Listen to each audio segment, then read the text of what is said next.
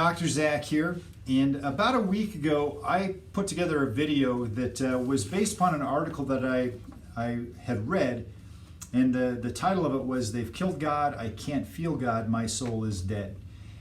If you haven't had a chance to watch that video, go to our YouTube channel and take a peek at that one.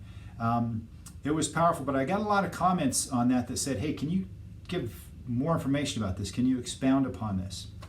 And just to kind of give you a quick history on it is that this article came about as one of the people who had volunteered for the COVID-19 vaccine trials.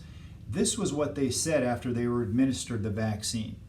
And so, we sometimes will expect physical, adverse events to take place from different types of medical tests or procedures. But it was really interesting how this went to their perception of their God, of God being dead, of them being disconnected from that communication or that relationship with God, and that their soul actually felt dead.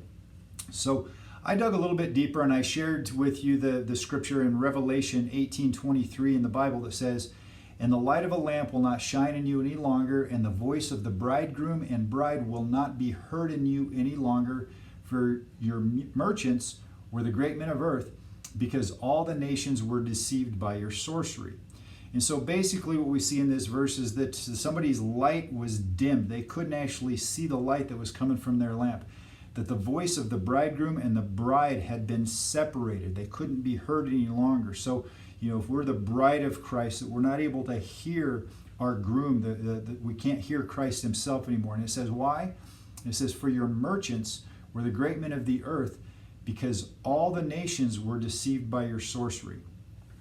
And I talked about how the Greek word for sorcery in that scripture is the word Pharmakeia. That's where the word pharmacy or pharmacology comes from.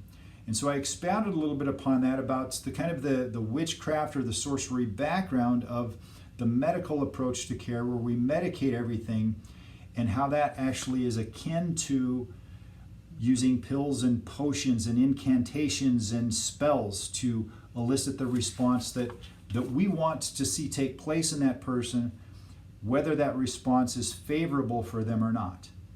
So it's our approach to medical care, right? If your blood pressure is here and the books tell us it should be here, I'm going to give you something to bring it down to here, whether that has any benefit to your body or not. If your cholesterol level is here and it's supposed to be here, we're going to fix that because this is where we know it's supposed to be, and we're going to make that happen to you.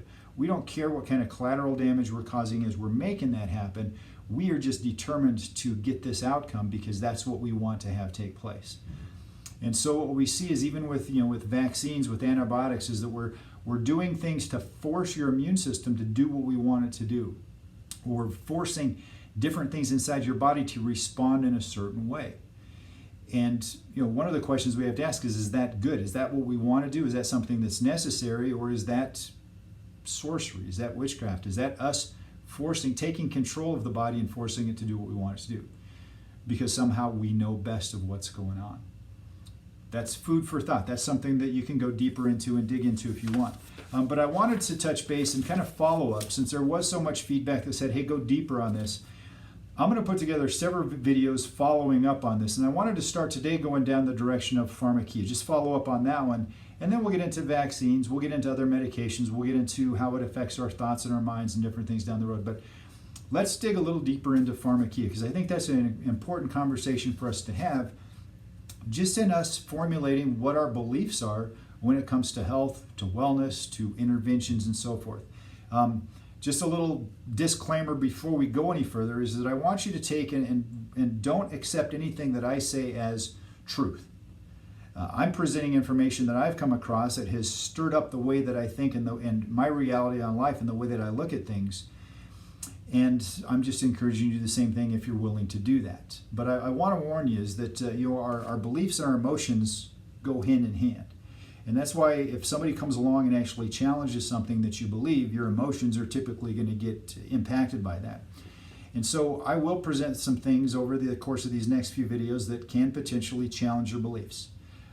I'm not doing that to incite you up or to fire you up or to make you mad or angry. I'm just putting together some information that I've come across, and it could challenge your beliefs. If you're willing to embrace that, then go ahead and keep watching. If you're not, then I'd encourage you to hit the stop or the pause button and come back if you want to at some point. But again, my purpose isn't to incite anybody. My purpose is to provide food for thought so that we can actually take and know what we believe, why we believe it, and make better choices based upon the truth that we have available for us. I think that we've been taught for a long, long time what to think. We've been also kind of taught to check our brain at the door and not necessarily consider why we think what we think. So anyway, that's where we're going to be going from here.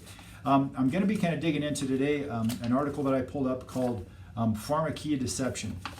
And this is actually, it's a brilliant article. It goes deep. It's going to stir up some things for a lot of people, and I'll put the link to this in the comments section of the video. But it's written by Kerry Rogers Jr., a pastor and health director at Pathway of Peace Ministries in North Carolina. And I'm not going to read the whole article. You can have access to it online. It's still on there, and I'd encourage you to take and read it. But I wanted to highlight a couple of things that it talked about. It started off with Revelations chapter 18, verse 23, which we talked about, and the sorceries that have deceived us. And it goes into saying that, with Pharmakeia, with the pharmacology approach to the way that we pursue health, it says that it's a well-organized and professionalized system that is based upon administering poisonous drugs. And I think I alluded to that last time, that every medication out there has toxic, what we call side effects. In reality, they're direct effects because it's affecting us directly. And that they're any kind of pharmaceutical, in order for it to be able to receive a patent so that a lot of money can be received by selling that product, far more than anything that occurs in nature, it has to become synthetic. You have to make it synthesize or alter the way that it would naturally occur in nature. And so what that means is that our body is going to be taking it and it's going to say this isn't something that we would normally be exposed to, and it's going to cause us to respond in a profound way oftentimes, what we call a pharmaceutical response to things because of how powerful it can be. But also it's going to have toxic effects too because it's something that we wouldn't normally be exposed to. Our body's going to go, what in the heck just happened? So basically it's all going to have, to a degree, poison when it's entered into our body because our bodies have not been created to deal with that type of a chemical. So it says, again, this is a well-orchestrated, organized, professionalized system that administers poisons. It goes on to say is that, when does a poison become beneficial to us? Is it by taking more and more and more medications? Is it by taking and putting more and more toxic things into the vaccines that we administer to our children, or that they're putting into COVID right now that we're going to be taking with the COVID vaccine? These are questions we need to ask. Does it make sense that we can actually poison our way back to better health? Anyway, let me go on a little bit deeper because I think this is interesting. It talks even about the caduceus, the medical symbol that's got the staff with the snake that's spiraled around it, and how that snake is actually the deceiver. It's deceptive. It's something that has purposely been put in place with this whole system to bring us to this place of just embracing something that's deceptive, that isn't truth. What's interesting is that it goes on to say, just in going back and looking at mythology, the question is posed, who holds the caduceus? Who holds this medical symbol? Mercury, the Roman god Mercury is, and what is his claim? The inventor of magic, conductor of the dead, protector of the merchants, thieves, and to restrain and control all that's in his claim. So that's what Mercury is. I didn't know any of this. This was news as I read this. But the question poses, could it be that modern medicine has adopted the caduceus as their symbol of medicine, and physicians to protect the merchants of the earth to make billions of dollars poisoning people, and to protect the corporate thieves, and to control and restrain masses of people? Again, that's a powerful question. Could it be that the reason they've embraced this is because they recognize that the merchants are going to benefit from this, and there's going to be so much benefit for them economically that it's actually going to have a global impact and global influence. Well, is there a country on our planet that's not affected by pharmacology? Here in the United States, we make up about 5% of the world's population, and we take between 60 and 70% of all of the drugs taken on the planet. Right now, our medical system, which again is based upon medicating us, that's why it's called medicine, that accounts for about 18 to 20% of our gross domestic product. So, basically 18 cents out of every dollar is based upon this medical field. So these merchants are well protected. I remember having a conversation with my dad years ago when he said that, of all of the stocks that he's invested in, the ones that have always maintained the best return are the ones that are attached to the pharmaceutical industries. So we know that the merchants are making money on this. And we also know, if you haven't thought about this, is that do they make more money if we're on more medication or on less medication? If medication made us well and we didn't need medicine anymore, that would interfere with their revenue.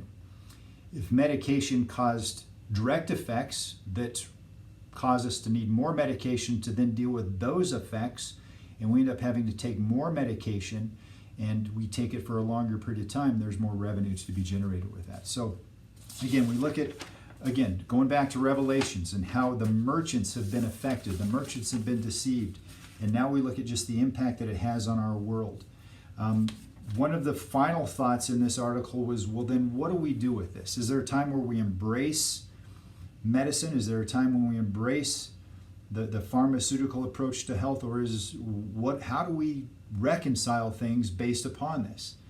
And I don't know that there is one answer that covers that for everybody. I think that we all have our certain levels of conviction in the things that we believe that are going to determine how we go about living.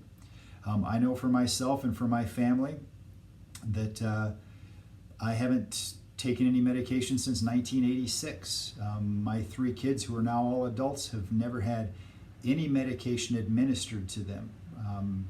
Prescription, vaccines, any of these types of things. And they're healthy. They're well adjusted. They're vibrant. They've got lots of energy and they're productive. They're fantastic, amazing people and great citizens. They do wonderful things. So I know that we can get by without it. Have I seen situations where medication is required? I'm not sure, because we never give things a chance without that. We never put as much faith in natural approaches to dealing with health issues as we've put into medicine. When the rubber hits the road and we're in a crisis situation, even if we believe that the body can heal itself and that nature is the best way to go, we still have such a strong belief attached to pharmacology, to Pharmakeia, that we tend to draw that direction. And so, is there a time when it's necessary? That's a question that only you can answer.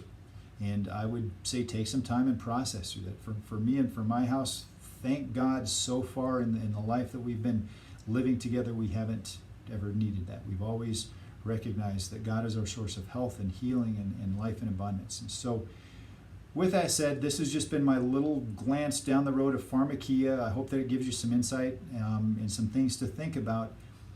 Next time I'm going to start diving into the vaccine issue and going deeper with that, and then also talking about other medications, other drugs. So share this, get this information out there. I think this is one of those things that, especially if you're a believer in God, this is a game changer for us. We have to take and remember who is our source of health and life, and do everything we can to avoid being deceived by the thief who comes only to steal, kill, and destroy. So until next time, this is Dr. Zach, and I look forward to seeing you next time. God bless you.